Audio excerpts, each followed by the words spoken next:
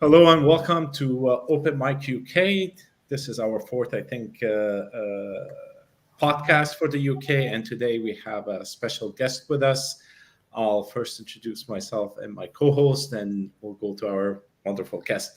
I'm your host, Ramzi Cheety. I'm a psychic medium, NLP practitioner, and I have with me Suzi. Sorry, Susie, I sometimes have a hard time pronouncing your last name. Von Mensenkampff.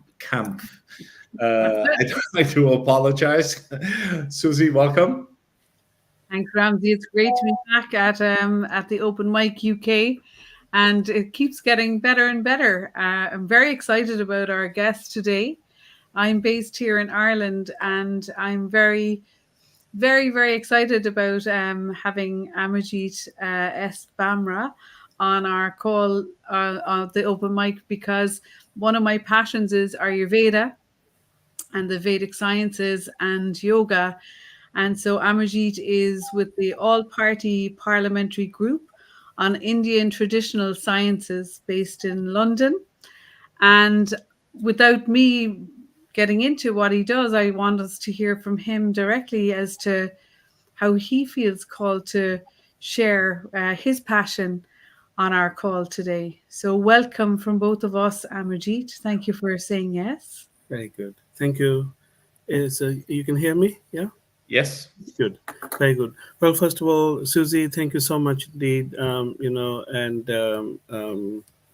Ramsey for inviting me here, giving me this opportunity to share this wonderful platform with your viewers. And so nice to see you after quite a long time, Susie, especially you. You were here with us in the House of Parliament many years ago. So I live on this planet, this very good, wonderful blue planet of ours, and try and do things which I think we all need to sort of, protect and care for this wonderful planet that we have. So my I'm originally the family is from Punjab in India, which is on the foothills of the Himalayan range.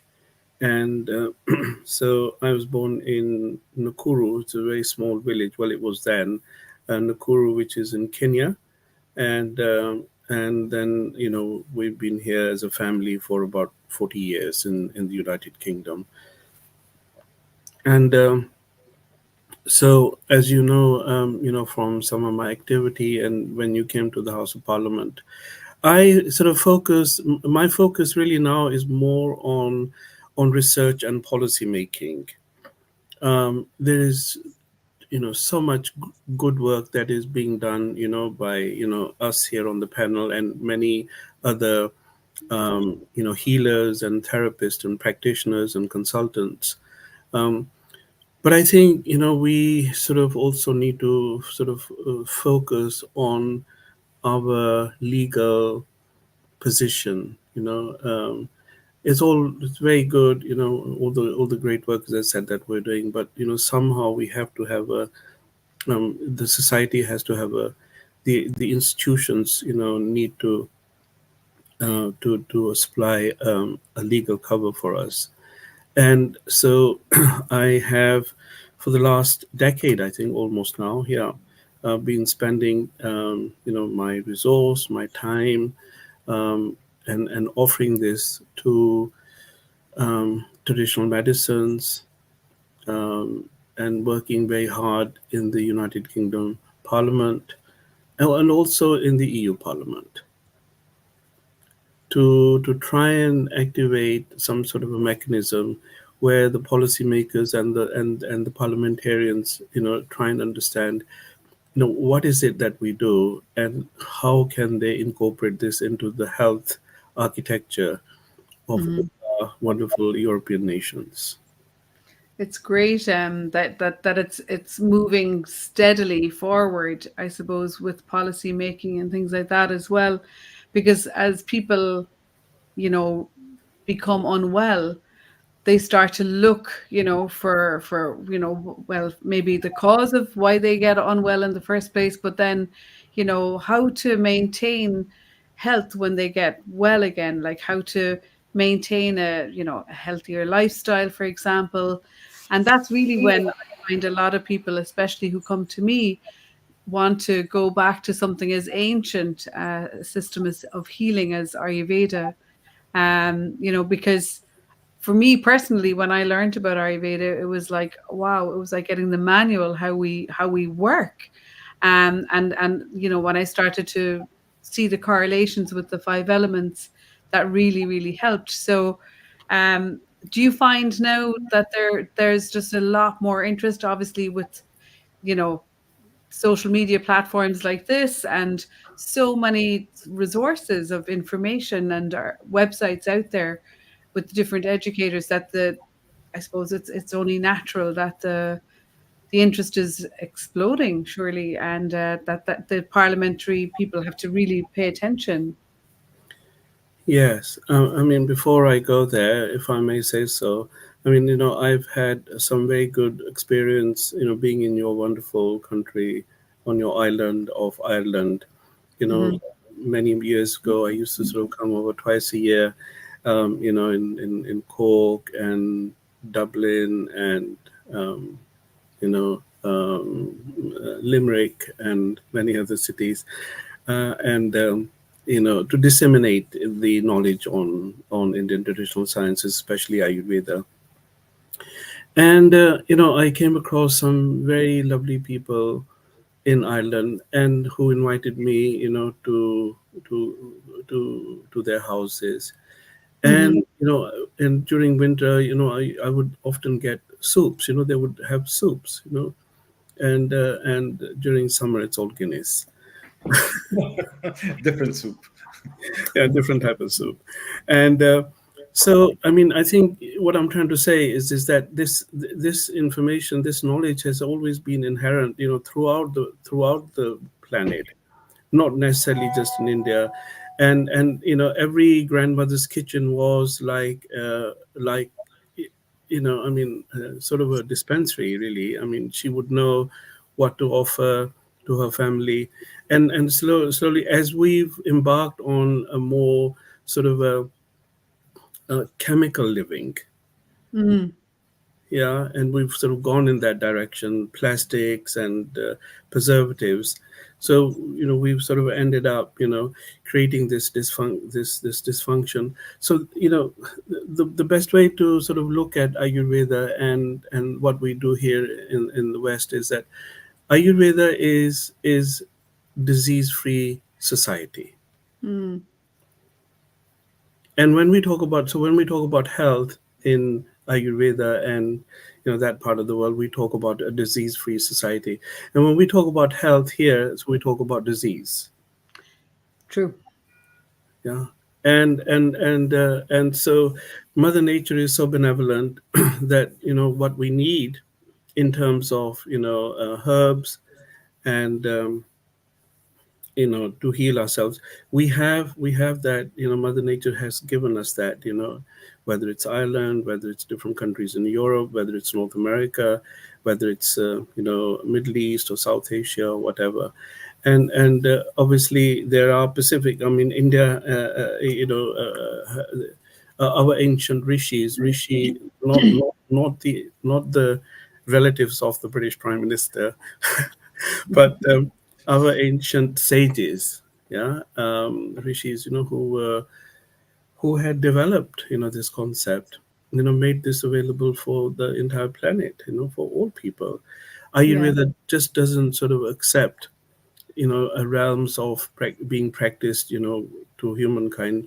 It has enough potency to heal plants, animals, life on sea in sea.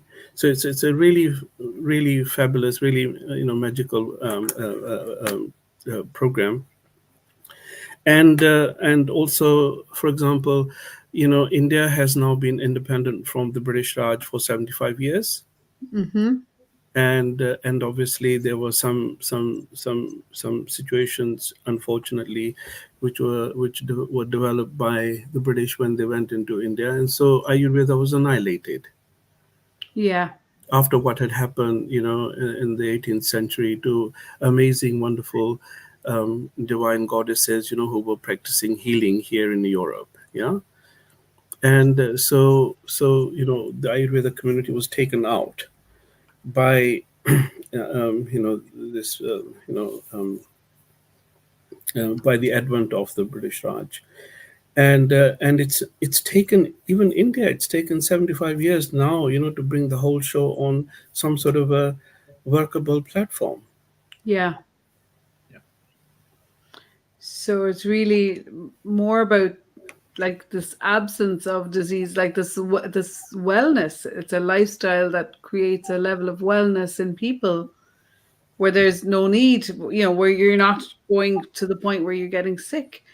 And I think that's really the way our systems are now in here, especially even in Ireland.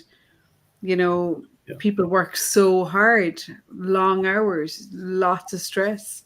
Ramsey, you just finished working for a long time, didn't you, Ramsey, in your Yeah, previous occupation? 26 years into a multinational company, which is very hard. Which brings me to actually two questions. One, we have a listener that had asked this question, and then I'll jump into mine. Is that what are a few simple ways that we can start to incorporate Ayurveda practices into our lives? Yeah. So I think the fundamental thing is Ayurveda says, that there are first of all, eat produce, which is based on the seasons. Yeah.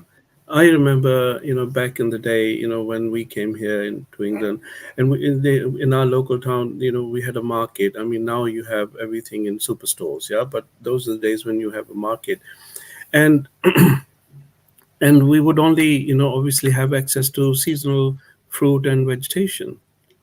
Whether it's spring or summer or autumn, and so the idea behind Ayurveda's thinking logic is, first of all, we need to have seasonal food. So what that does is actually prepares our mind and our body for the onslaught of the next season. Mm-hmm. Yeah, so that's very, very important. And then secondly, the thing is that, as far as our eating habits are concerned, is to modify that little bit, and so we need maximum food, to perform our functions and our duties. We really need that sort of earlyish part of the day, up until midday. So Ayurveda works, with Agni, which is the fire power of your digestive system, and the sun. And so it's not a very good idea to have such a heavy meal in the evening, because we've reached our destination. There's nothing else to do, and so we're sort of fueling our body at the wrong time, and the body wants to have rest and say, "Hang on, what's going on? I don't need this now." So to be able to be careful and have good healthy breakfast and have our main meal in the middle of the day instead of in the evening. Okay. Yeah. Sure. Then, since you mentioned that to eat seasonal fruits and vegetables in order to prepare ourselves for the next season, there's another factor that hits whereby we're already stressed. I'm talking from a person that oh, you're welcome, Tanis. She thanks you for the amazing explanation. Um, we Ayurveda itself is based on vibration. That's how I understand it. Is that certain vibrations will help you overcome certain diseases. Now, if we're already in a stress mode due to our work, society, or whatever it is, and then we just only eat those seasonal fruits and vegetables, would that helps us overcome, or do we need more than that to bring health into, or to ground ourselves and our energy, so that we don't find ourselves sick in the future? So I think this is where diversification comes in. So Ayurveda is not just all about food, but we believe that our first medicine is what we eat. The food is our first medicine. Okay, and so then we have various other tentacles that we can look at. So when we talk about yoga, which is a sister therapy to Ayurveda, and when we look at pranayama, which is part not just of yoga but also Ayurveda and other Indian traditional sciences. So these are facets, which can be practiced daily. To and the idea is that do we what is more important, when it comes to stress and tension and depression and anxiety. And so Ayurveda sort of focuses, and Ayurveda and yoga and all Indian traditional sciences, because they're all interlinked. So they focus on, what is more important. Is it important to, excuse me, to be in the state of silence or to be state of stillness? Good one. Yeah. And and this is where the practice of pranayama comes in. So we could perhaps turn down the volume now, and it'll be quite silent here. Yeah. And so we can sit in a space in silence. But the idea is that the monkey is still up here, and it's still running from tree to tree. And so the idea really is that what is it that we can do to slow down this situation? And so Ayurveda and yoga and other Indian traditional sciences speak about creating, getting into this state of stillness. And that is where in shastras is the spiritual name of all our almanacs, which have been handed down from generation to generation on Ayurveda, on yoga, and all the other healing arts. And so, they speak about so the meditation. I mean, meditation is, frankly, it's an English word, isn't it? It's not in any of our literature. So the word that we have for the equivalent of meditation is dhyanam. So dhyanam is to focus. So that's essentially what we're all trying to do. It doesn't matter what type of meditation somebody is teaching you or you're learning. So the idea is to have a focus. I mean, whether you're looking at the blank wall, or you're looking at the sky, or looking at a particular illustration. Yeah. And so these are all facts. So when, for example, there is a little distinction here, Ramzi, and that is that, like Susie was saying earlier, and I agree with her very much, is that wellness, Ayurveda and wellness go very much hand in hand. And we have so many websites in Ireland, in United Kingdom, in Lebanon, and everywhere. Everybody's so very eloquently talking about, wellness system, Ayurveda into wellness. But we need to differentiate the distinction, because Ayurveda is the world's oldest medicine system. And so what we need to do is we need to really, I mean, and we have, we say in the West that that prevention is better than cure. So another word that you can safely use for Ayurveda is prevention. Okay, but having said that, and then we have a sort of a model, in our thinking, in our diagnostics, where from the pulse here, the radial artery, the Ayurvedic practitioner is able to assess what is actually going on in your system. Yeah. And what is it that needs to be taken care of? What is it that needs to be cured? And so not only here, but there are 7 other facets, on the human body, which an Ayurvedic physician will look into to actually understand. So that particular element goes into Ayurvedic medical system. And so there are powers on the planet that don't really want, Ayurveda to be a medicine system. They just want it to be a wellness system. And this is where the great fight is. It's not just the pure survival of Ayurveda. It's the survival of Ayurveda as a medicine system. Okay. Okay. Yeah, I see. It's the I suppose there's two parts to it. Like we have much less of the Ayurveda as a medical system available here. When I say here, I mean like Ireland and maybe a little bit more in UK, but whereas in India it's different. Obviously, you can go and find an Ayurvedic physician anywhere and really use an Ayurvedic kind of a modality to heal an illness, whereas we don't have access to that level here. We've just been, it's like an Ayurveda light, really. It's about education and wellness, lifestyle choices, and things like that. I suppose in terms of becoming more self-empowered or taking more responsibility for ourselves. And I think maybe there's another leap that has to happen in the West that we're not there yet. Would you agree with that? Yes, I think that terribly important, and I say, and my colleagues, parliamentary, all the parliamentarian colleagues that we have working, on this all-party parliamentary group on Indian traditional sciences here in the UK, not only working here, as I said in the beginning, but also in the European Parliament, um, is that the future should not just belong to allopathic regime or to Mm, Ayurveda. So what we need to do is actually design a pluralistic medical model. So you yeah, have the best of everything.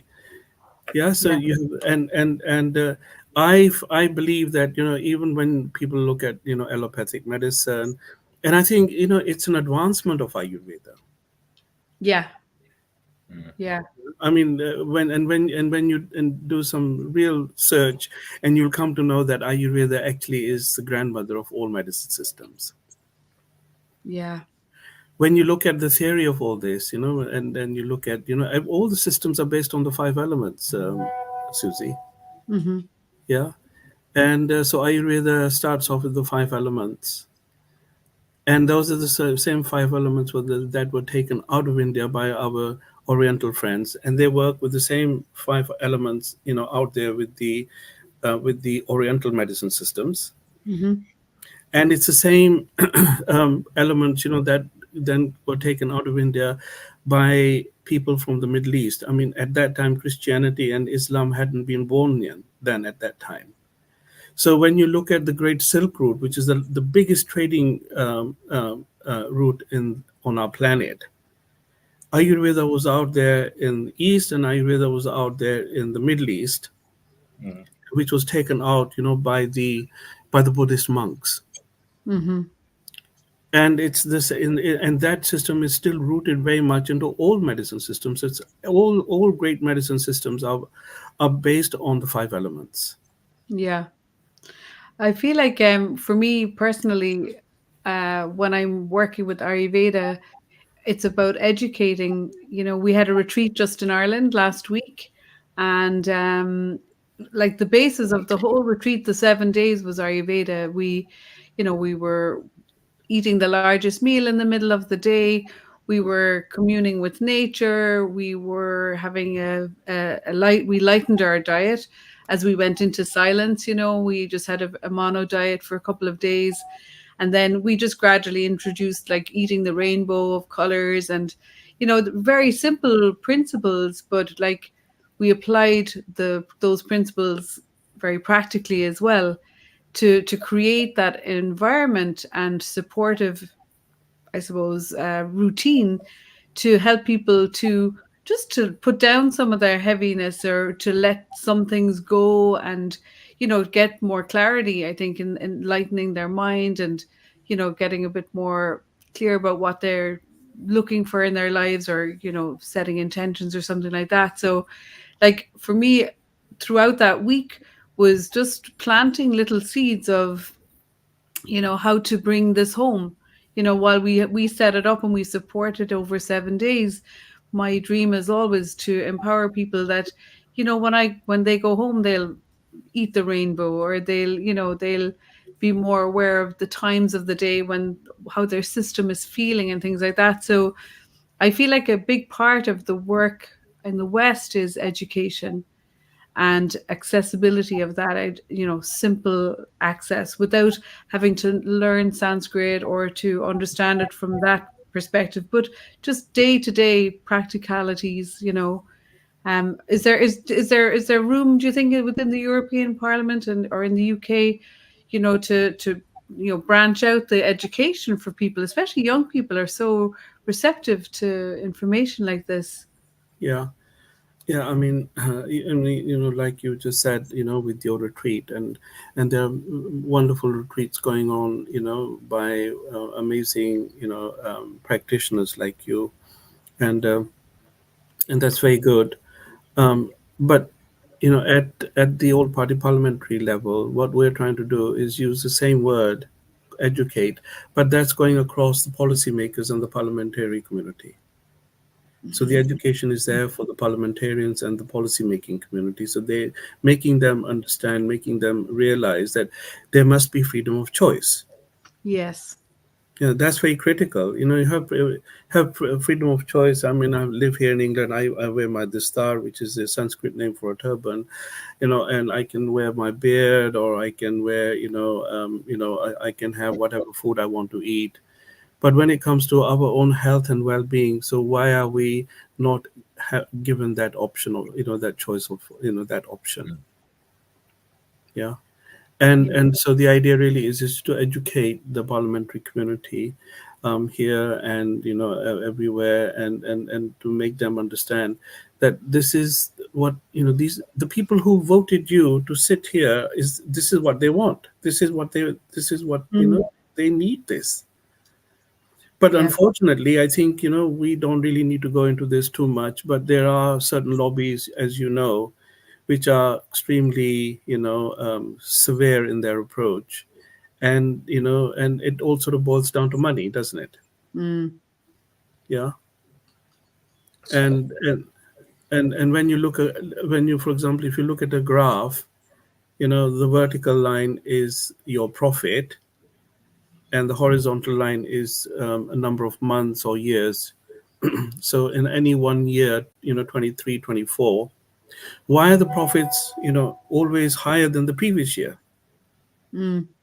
So that means that if I've come to see you because you're my general practitioner, and I want to be pain free, and I want to get well, so your medicine is not working on me.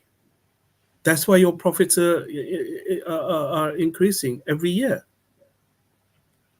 So as humankind, we need to sort of take a step back, and we have an obligation, through this platform and many other sort of societies and organizations, and deliver this, is that we have to take better control, more control of our own health, and not leave it to somebody else.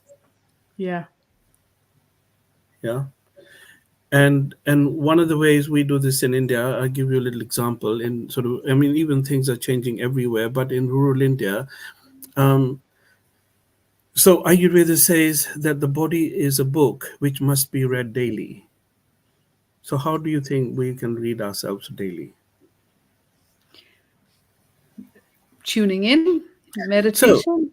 so what you do is, there's a guy, he climbs up a tree, once every week, and he gets, twigs like this size and this in size, and cuts them up. There's a bunch of them, and every mummy goes to, the local market in Kinsale in India.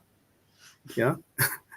And that is a toothbrush and a toothpaste in one go, and it's from a lovely tree called the neem.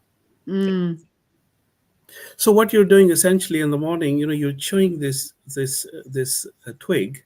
It's a very Mhm. green pliable twig, and what it does, because you're chewing a herb, it extracts all the tartar and all the um, yeah, whatever, from the gums and the teeth.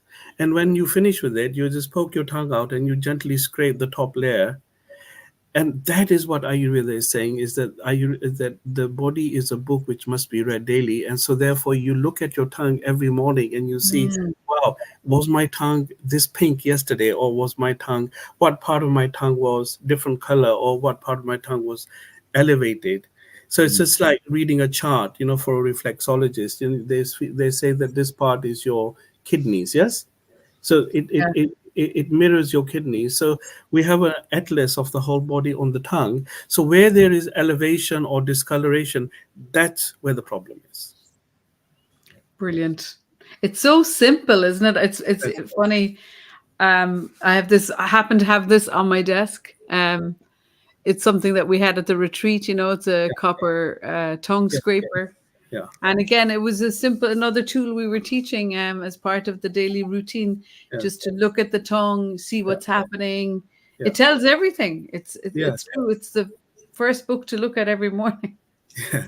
So if we can all do that. I mean, that's a good start. Having a look at our own body, because if I'm going out in the morning, if I sit in the car and I'm going out for a meeting, I just make sure that I'm looking nice and tidy and my mustache is in the same place. My the star is all okay. Yes, and everybody does that. Look at your eyes, your eyebrows, your face. Yeah. So we don't go around sort of admiring our wrist every day and look at it in the mirror and say, "Oh, what a beautiful wrist I have." Yeah. So when you start looking at your tongue on daily basis, it gives you enough information, and there are obviously, hopefully, be more opportunities for wonderful, divine goddesses like you, Susie, and many others, who will sort of, mushroom with these workshops all over the place and disseminate this very fundamental, ideas to people. Yeah. Yeah, and they can see as well, this part of my tongue is not looking good. It's dark in color. Yeah, or so the front part of the tongue is your head, and your up to your breast. The Hmm. middle part of the tongue is the middle part of your body, and the back part of your tongue is also like the bottom part of your body. So that's something that you can do on daily basis. The other thing you can do is, I don't know if you can see, so you can see my nails. Yeah, here Yeah. we are. Yeah. Can you show me your nails? Oh, Yeah. Okay, so can you see? Can you? Nails is another point of how we intervene to try and understand, to diagnose where the situation is not going right. So you see on my nails here. I mean, I'm sorry I couldn't see yours perfect. Can you see those half moons? yeah. Yes. So you need to have a look at your students when you are sort of sharing your wisdom in your workshops, in your retreats. So Mhm. when there are no half moons, that means that the body's trying to say something to you. Oh God, it's not looking good over here. Neither on this end. Right. And if there are longitudinal lines, can you have a look with your, if Yeah, there are longitudinal lines on your nails? Yeah. Yeah. I can see that. So normally, humans, start sort of getting these lines after 45. That means that the aging process has now kicked in. Ah. The body is just such a fantastic mechanism. It gives you all the knowledge, but somebody has to be able to read it. Hmm. Yeah. And this is the difference between wellness and medicine. Mhm. Because we can all have a look at the tongue and say, yes, well, this is not right, or have a look at the nails and say something's not right here. Yeah. But then what do we do? There's no book that says, if you've got horizontal lines, this is what you have to start eating, or this is the medication you can get from your local dispensary, or if your lines are vertical, and this, it's not as simple as that. So this is where Ayurveda, I mean, even going in our early days back in Ireland and in Canada and here in the UK, do you remember our GPs, doctors used to have a look at our tongue? Yeah. Yes. True. You see, and all that is gone now. That's So true. yeah, so we, and this is something we can do ourselves. And viewers who are here today, they can have a look at these basic elementary things. And if there are lines on the nails, longitudinally or horizontally, or if there's no half moon on there, and and then I mean, there are now sort of some Ayurvedic practitioners sort of springing up.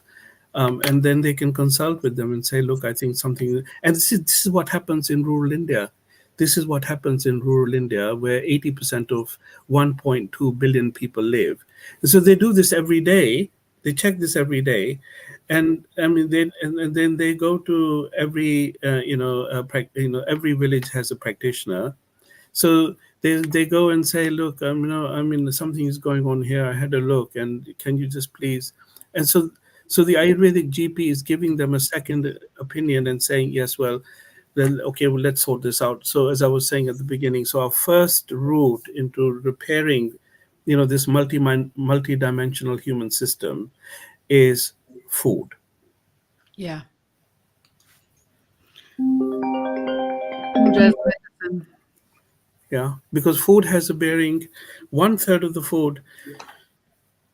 And you see people, I mean, you've been to India, I think, on many occasions, Susie, and you've seen films and documentaries, and you see these ashrams and temples and even homes, people sit on the floor.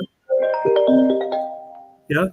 And normally when you go to an ashram, you hold your hand out like this. So one of the oldest cultures on the planet, and they're still eating on hands, with hands. Why is that still there? I mean, why can't they, have a glass and a plate and a knife and a fork like we have here? Is it about portion control? I don't know. Absolutely. Your hands, when you fold them together like this is at any one time the amount of food that your body can digest safely. Wow. Okay. And then when you're eating with your hands, when you're eating with your fingers, yeah. So you're looking at the 5 elements here. Ramzi, yeah. So you're looking, each finger is designated to each element, yeah. So you look at water, and then you look at earth, and you look at air, and you look at fire, and then you look at space. So when you're eating food, so you're getting all those elements in the system. So that's the whole idea in India. Not that they can't afford plates and knives and forks, but this is how the system has been there for years, and people follow that tradition. And the only reason, we spoke a little bit about, how the foreign invasions took out Ayurveda from India. Yeah. So the only reason why it stayed intact is because we have this wonderful mechanism, parampara. Parampara is like a system. So you have a guru and a disciple. Yeah. And so so it's not like you have to be with me for 3 years, to study this, or 5 years. So you are with your guru until he or she deems appropriate that you need to be let loose, and you can go and start doing things by yourself. Yeah. And that's how they, all the foreign invaders couldn't take out this knowledge, because I mean, it's still alive, and we still, and so what happened was that the universities were burned, and all the literature was burned, all the paperwork was burned, and so they said, no, what you need to do is you need to get this in here. Yeah. So nowadays, the mind has become so devout, and you have to think, what did I have to eat last night? God, I can't think. You see, and these are the people who memorized all this, and they, this was their mainframe. They stored everything here, and from here, then they, set up this parampara, this system, to share their wisdom, with those who want to seek, who had the thirst for this knowledge. And so in India, even now, I mean, now we have so many universities and so many, institutions, where they're teaching. But the real science is still, with those hermits, is still with those gurus who you cannot look up. You can't, look them up in yellow pages. Yeah.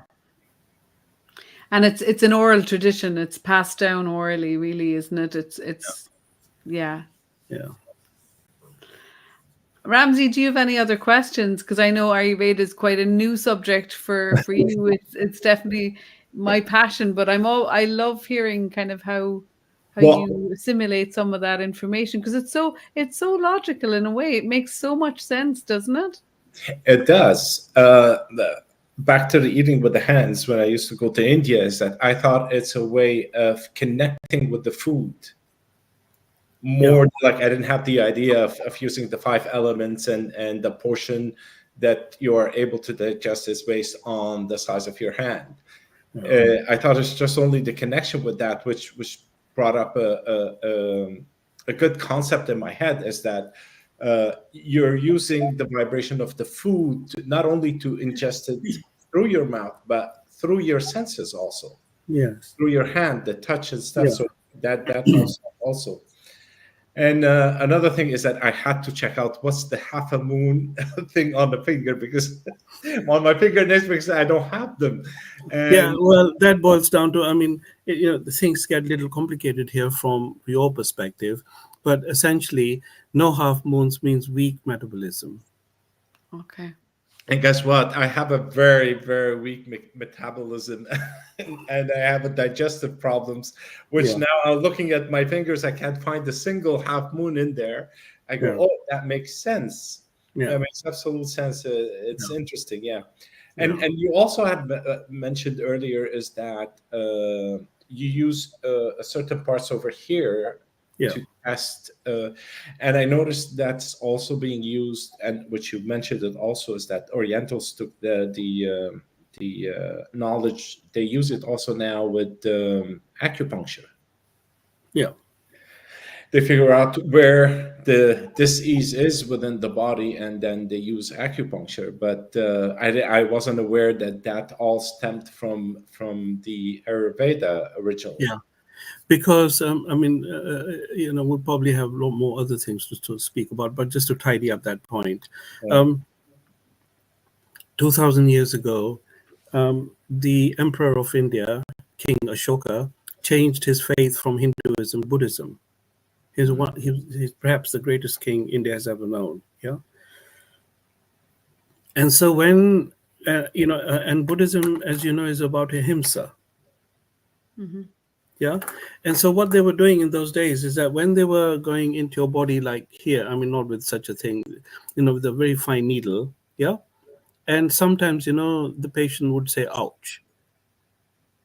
Yeah, Oh, and so they said, no, no, no, this can't be this can't be part of a medicine system, because it's all about healing and not hurting. And so it was Buddhism that put, Ayurveda marma puncture on the back burner. Oh. ah, Okay. So it's now, after all these years, we very recently set up a school here in London, and the whole thing is now coming back. And this is marma puncture. Marma, as you know, is a very special place on the body. When you see somebody like me wearing a mala, I don't wear this all the time, but yeah. But normally, if you wear a mala, um, so any idea how many beads it has? Uh, 108. Is it? Very good, 108. So there are 12 months in a year mhm. Hmm. and 9 planets in the solar system. 12 times 9,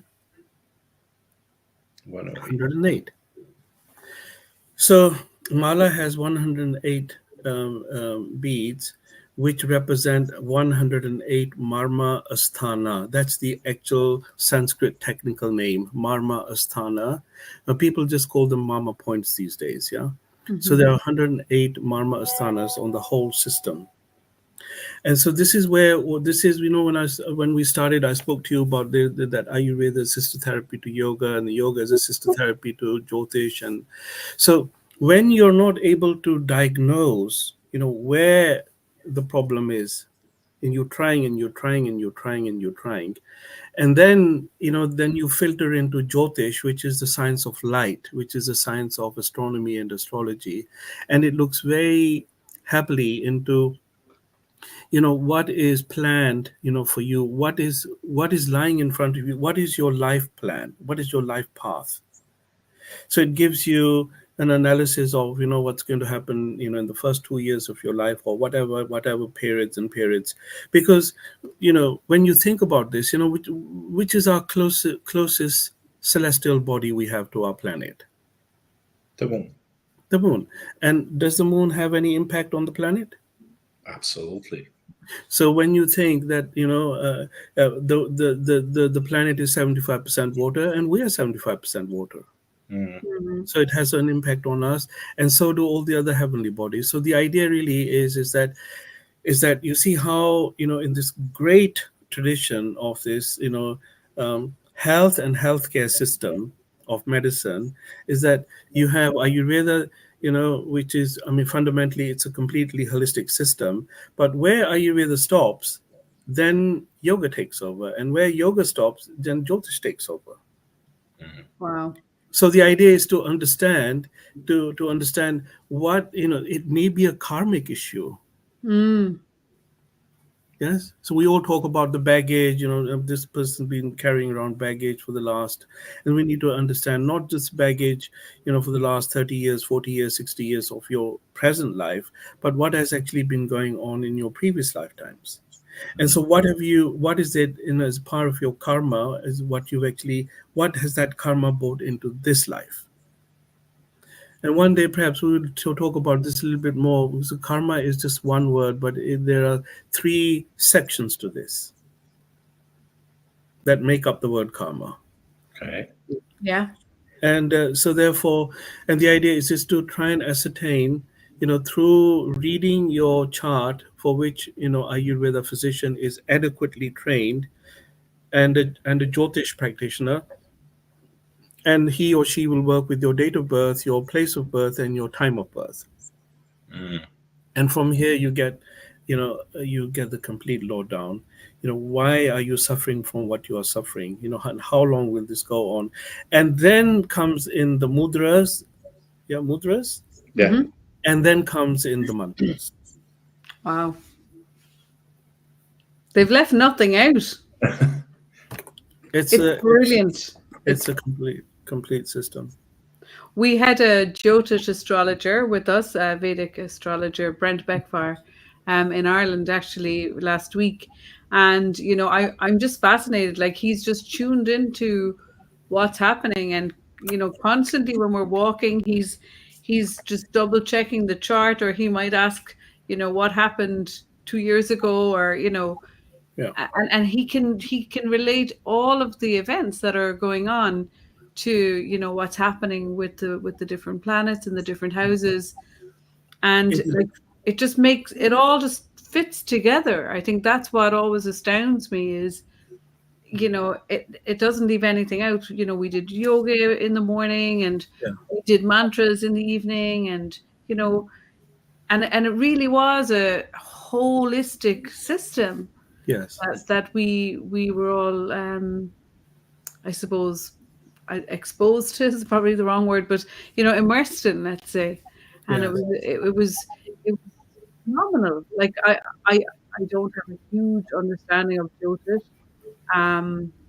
Unless somebody tells me something, you can relate to it, but it's already written, like you're saying. It's already there. Yes, like you just said also, that we all like to use the word holistic very much, but the word holistic is a composition of the vast knowledge of Ayurveda and yoga. And I mean, these modalities, they take a whole lifetime to learn each program. So you have to be really sharp, to be able to learn all that. But to be absolutely holistic, then you need to have professional knowledge of Ayurveda, for yoga, for Jyotish, for Vastu. Vastu is the original Feng Shui, which was taken out of India, by the Chinese. Yeah. So that is Vastu. Yeah. I don't know very much about that. Can you expand a little bit on Vastu? Yeah, so that's also to do with the energy network in your home or in your office. So what part of the where should be the north located? Where should the building? in what direction it should be facing, and where should the bathroom be, where should the kitchen be. Yeah. So this is Mhm. how it's all divided.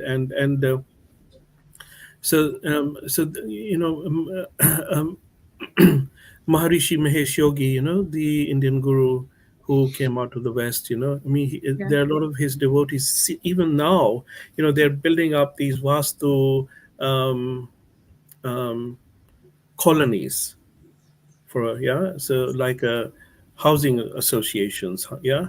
Yeah. And there are two very impeccable such housing associations here in UK.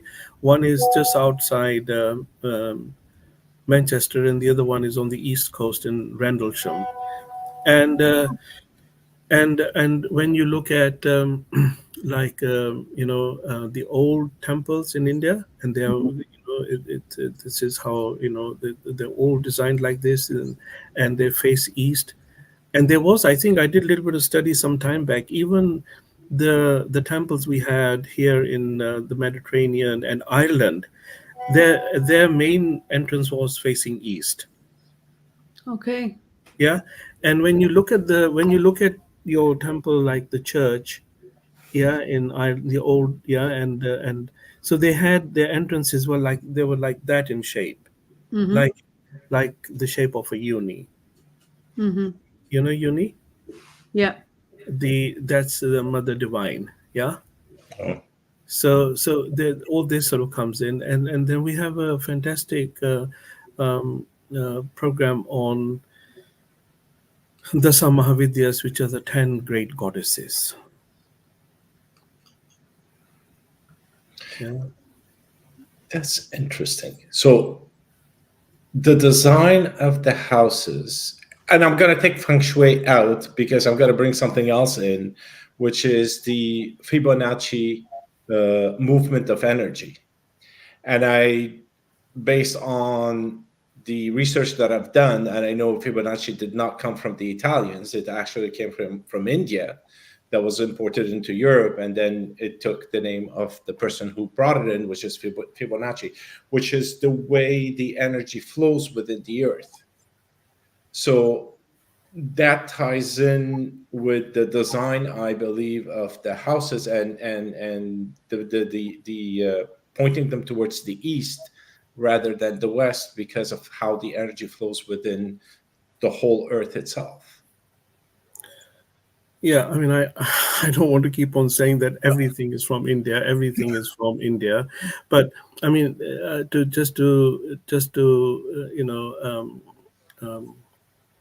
sort of endorse your point of view. So, when you see an ambulance in Montreal, what symbol does it have? uh it has I think I don't know, I don't know, I've never seen, like, I've never Okay, so when you go into a dispensary in Montreal or in Galway, dispensaries have so snakes. what symbol do you see outside? They used to have snakes. Yeah. So what is a snake doing in allopathic medicine? It's going in a spiral all the way to the top. Yes, I know, but where did they get this from? Oh, What's I it? don't know where they got it from, to be Because that honest. is that is the Indian traditional sciences logo. Oh, So that is the Kundalini. oh, Ah. I see. Got So it. when you see the serpents and they come out, so when they come out here, it's the Agya chakra, yeah, and it's coiled around all the other chakra network. So it's the Ida and the Pingla. Mm-hmm. So obviously, unfortunately, this was somehow taken out of India. And it was taken out of, and if you look at that now, and you speak to, I mean, if you go and speak to your doctor and say, hey man, what's this snake thing doing on your ambulances, what's it doing in shops, what's it doing in pharmacies, and the letter I get from my doctor, there's a little kundalini on there also. I Mm. bet you they won't be able to give you this answer. Yeah. Wow. And so what they've done is that like you said, Ramzi said, so what they've done is they've rebranded everything, And so in the modern context, if you look at this symbol and they say, oh no, this is Caduceus. So Yeah. okay, so Caduceus is known as the father of modern medicine. So how did he come to that assumption to use two snakes? Mm. So this is all the stuff, that was unfortunately stolen and stolen and stolen and stolen. And that's why I said to you in the beginning that, I am of the opinion that when we talk about modern medicine or allopathic medicine, it's derived from, Mm. some root, which is Ayurveda. And we must all be happy, we all of us, it doesn't matter whether they are allopathic practitioners, and they do some really great work, and they're consultants and doctors and nurses, very very good. And we must learn, and we, in our profession, which is of compassion, yes, Mhm. we must take high moral ground and to offer our hand of friendship and say we would like to work together with you. Yes. Ultimately. Ultimately. Yeah. Yeah, I suppose we have to kind of see kind of the origins of all of these things go back to these rishis, I guess, that you were talking about, these seers. Yes. Um, and the nature of human nature was to help each other. And so the information was passed down orally from one to the other, to keep the people healthy and to keep, Yes. the community thriving. And I feel like we've kind of just lost our way a little bit, a little bit, um, a lot of the way, I guess. And now it does feel like a mission for me. Certainly, it does feel like a mission. As soon as I discovered the wisdom of Ayurveda and I started to learn about myself through the eyes of Ayurveda, the next thing I wanted was to share it with everybody. I became like an Ayurveda evangelist. I wanted to share everybody Yeah. this information. Yeah. It really changed my life. It changed how I saw my children, how Yeah. I was even mothering them, in terms of what food they wanted, or I got a much deeper understanding, and it gave me a deeper understanding of other people. I see everything through Vata Pitta Kapha. I'm always like, oh, it's a bit more Pitta here or a bit of Vata. So it's Yeah. it's like I highly recommend it to anybody who's been watching this Yes. broadcast to Yes. to do some more research, to find some books. Is there anything that you'd recommend, a resource maybe, Amarjeet, that you recommend that people could go to, or a book perhaps that you find that really can help people who are starting off, like for the first time with Yes, I Ayurveda? mean, I think all books are very good, very nicely written, and don't sort of go too much into buying cookery books, because that'll confuse you, because there are so many cookery books on the market, and everybody's into Ayurveda cooking and this. So the best thing is eat, you know. If you got to the age that you are and you still can't work out, this food doesn't agree with me, and you can't take it out of your diet, then something is seriously wrong with you. Good point. It's simple. No, rule number one. And secondly, is that instead of just treating like at Christmas as we do, you sit and drink and eat, and you say, well, on 2nd of January I'm going to go to the gym. Yeah, you go for one day, and you come back all broken, and next day you wear your sport shoes and have a grapefruit sitting at home. So the best thing is to sort of modify and develop your eating habit, and once a week, instead of saying, okay, well, I've had enough, I need to go to some retreat, I need to go and have a detox, I need to have this, instead of just having that sort of a take on life. So can I please suggest, and to both of you first, to start off, every one day a week, when you're not doing too much, yeah, the day that you have a little bit of rest and you're not attending board meetings or picking up children from school, is start your day with red rice in the morning. Hmm. So you soak it overnight. It would be red rice from a like a proper organic store, because some rice are sprayed. Yeah, so be very careful. So you put them in water overnight to soak them, and you also get some moong dal, the green Hmm. moong lentil, yeah, and split. and you put that also in water. So the best way, again, to gauge this is to think that, I've got myself and I've got my two children, I've got a husband or a wife or girlfriend. So uh, Ayurveda says is when you take the dal, this much is for you. That's how much you need. Mm. Just need a teaspoon. Yeah. So you don't need to have an elaborate system, weigh 250 grams and this. You don't need all that. Yeah. And start working with your hands, with your fingers, and the rice, and then you say, okay, you leave them soaked overnight, and in the morning cook them in just water, no ghee, no condiments, no nothing, no nothing, no nothing, and then have the red rice for breakfast, and you can add like a half a teaspoon of ghee. Okay. That's all. Okay. And then in the afternoon, have the rice again, add half a teaspoon of ghee, and add to the dal, then you can add half a teaspoon of ghee and a pinch of Himalayan pink salt Okay. in the afternoon. Just one bowl of each. No coffee, no Coca-Cola, no nothing like that. Yeah. And you can have, water, room temperature, if not warm water, because what you're essentially, you're giving you're giving because the body isn't designed around the mouth, so you're giving a holiday which all the organs need a holiday once a week, and that is what we do when we go on a retreat, when we go on a detox plan. So if you do this, and then obviously you have another bowl, in the late afternoon, like 5 o'clock, 6 o'clock, one bowl of red rice and moong dal. No ginger, no garlic, no cinnamon, no nothing, no nothing, no nothing. Just that. Just have one day a week, and you'll feel tons better. You will start losing excess weight. You'll find sharpness, brightness in your eyes. You'll feel lighter. Please do that yourself. And it's not something that you would do, for 2 weeks or 3 weeks.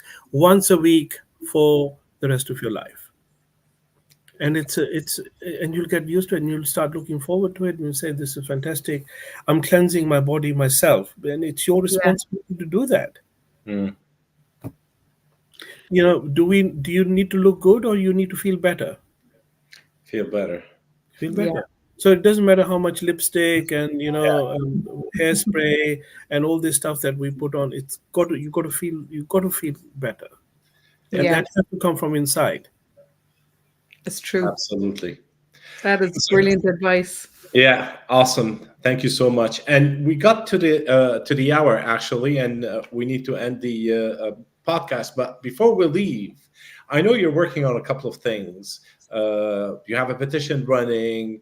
Do you want to just mention a couple of things that might help people Yeah. But thank follow you. you Yeah. or So very quickly, so we have, we're the first sort of nation here in the UK, trialing an Ayurvedic herb, to see how it can effectively combat long COVID. And this is a government to government study led by the London School of Hygiene Tropical Medicine, and they're looking at, through sort of some NHS patients, so how this can help them. So this is very good. And we're setting up now, we want to set up the Ayurveda Center of Excellence, where all further research, and training programs and literature can be produced. So it's like a home for Ayurveda. So we're trying to put together a little campaign. I spoke to Susie about this, I think 6 months ago. Do you remember we were on this Yes. call? Yeah, so I'm sort of finally getting around to all that, and I'll let you have some information on that. And if you can share that, Yeah. with your viewers, that would be really great. Thank you. Super. we thank you so much for joining us today. Really appreciate it. And like we spoke before we went on air, when we're in London, we're definitely gonna come to meet you in person. Good. I look forward to that very much. Yeah. Thank you Thank so you much. so much. And please do keep in touch. And thank you so much again. Yeah, definitely. I think we have to have you back. I want to learn all about karma the next time. So thank you so much. Thank you. Always at your disposal. Thank you so much. Take care. Thank you.